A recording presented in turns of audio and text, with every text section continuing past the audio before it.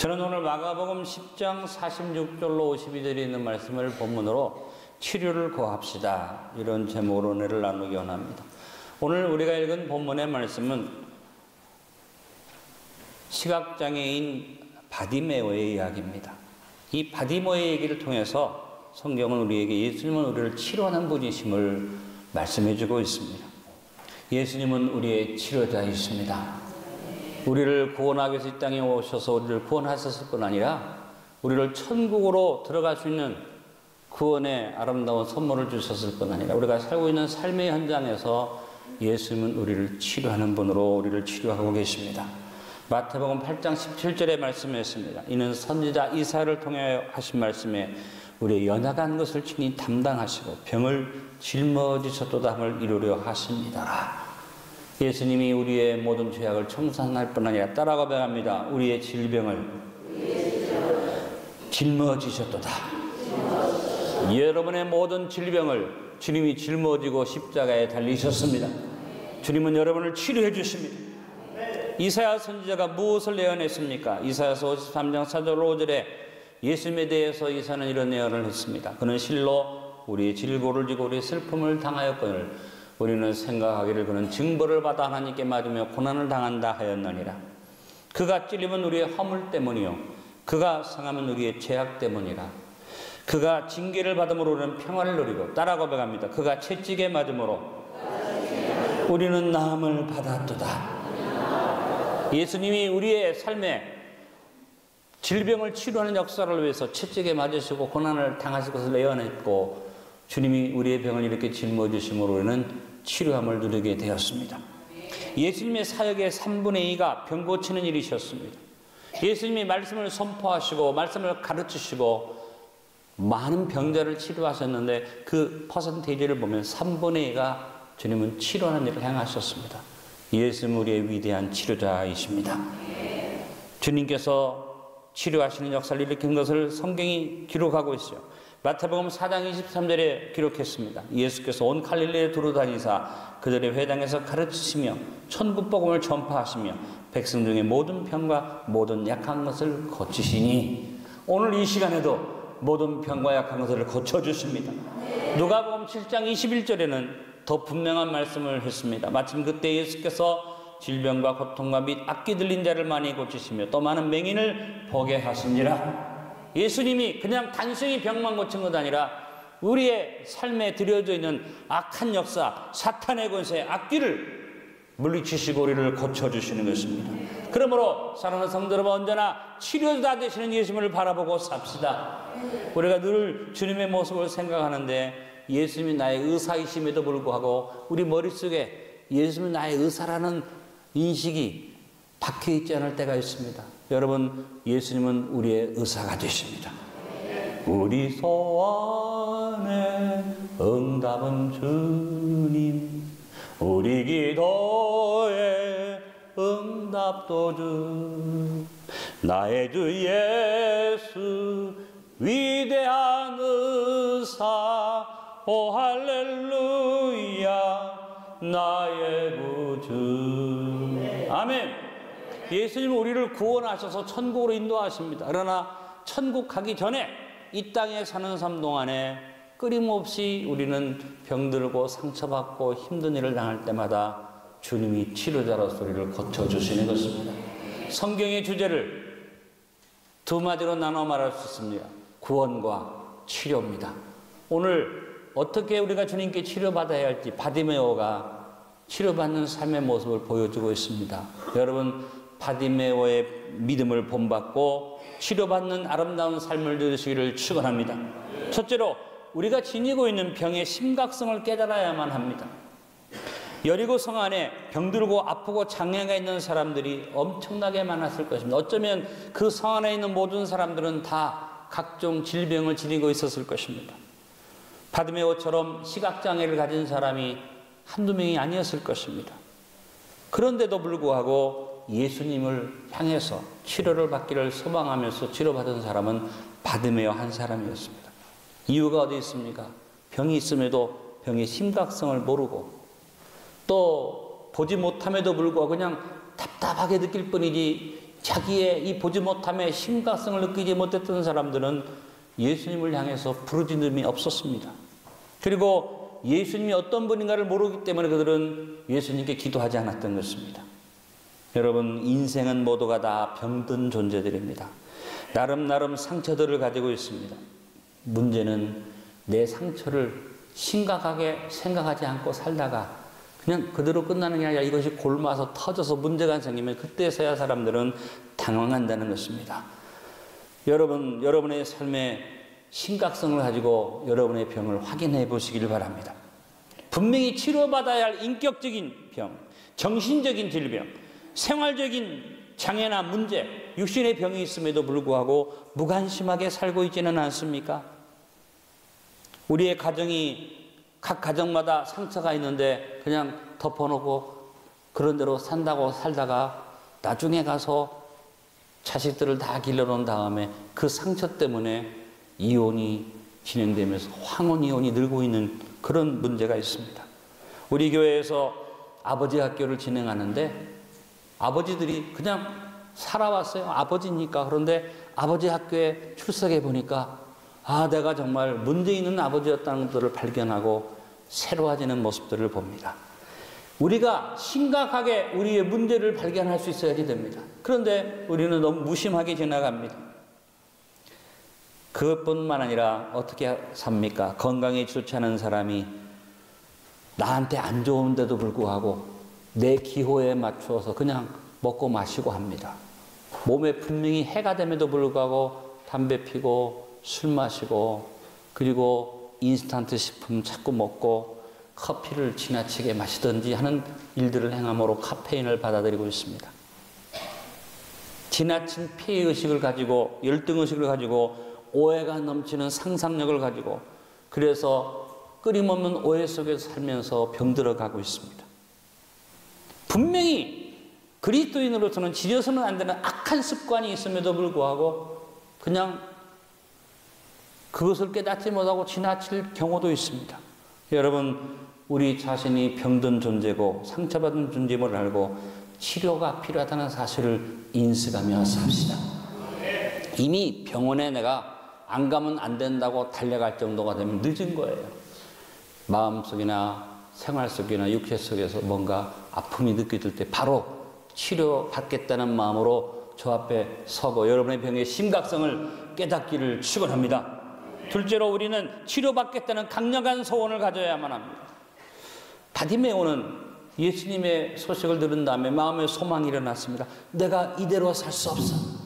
눈먼 채로 살 수 없어. 보지 못한 채로 살 수 없어서. 위대한 치료자가 왔는데 예수님이 오셨는데 내가 그분에게 부르짖어야겠다는 뜨거운 마음이 일어났습니다. 한번 따라해 봅시다. 나는 이대로 살 수 없다. 내가 누구니까 하나님의 백성인데 이렇게 살 수는 없다. 이런 결단이 여러분이 있기를 간절히 바랍니다. 사람들이 병이나 상처나 문제를 발견하면 다양한 반응을 합니다. 먼저 무관심으로 방임하는 태도입니다. 어떻게 되겠지? 시간 가는 대로 흘러가는 대로 살다 보면 이런 것들이 사라지겠지. 아프다가 말겠지. 그러다가 좀 심각해지면 어떤 얘기합니까? 핑계를 댑니다. 시간이 없어. 돈이 없어. 여유가 없어. 라고 말합니다. 너무나도 안타까운 삶의 태도입니다. 여러분 그렇지 않기를 바랍니다. 어떤 사람은 게으르고 나태해서 무책임한 사람이 있습니다. 조금만 시간 내고 조금만 부지런한 마음 먹으면 충분히 자기의 문제를 해결할 수 있음에도 불구하고 병원에 가는 것조차도 게을러서 못 가는 사람이 있습니다. 무책임한 사람입니다. 운동을 정해놓고 특별한 시간에 해야만 하는 건 아닙니다. 여러분이 좀 부지런하면 거둘 수 있고 또 생활 속에서도 충분히 할 수 있는데 게으르기 때문에 못한다는 것입니다. 아까도 말씀드렸습니다만 어떤 사람은 탐욕 때문에 자신의 병의 심각성을 무시해버리고 분명히 먹으면 몸에 안 좋습니다. 이것을 하면 내 삶에 문제가 생기는 걸 알면서도 탐욕 때문에 그것을 행합니다.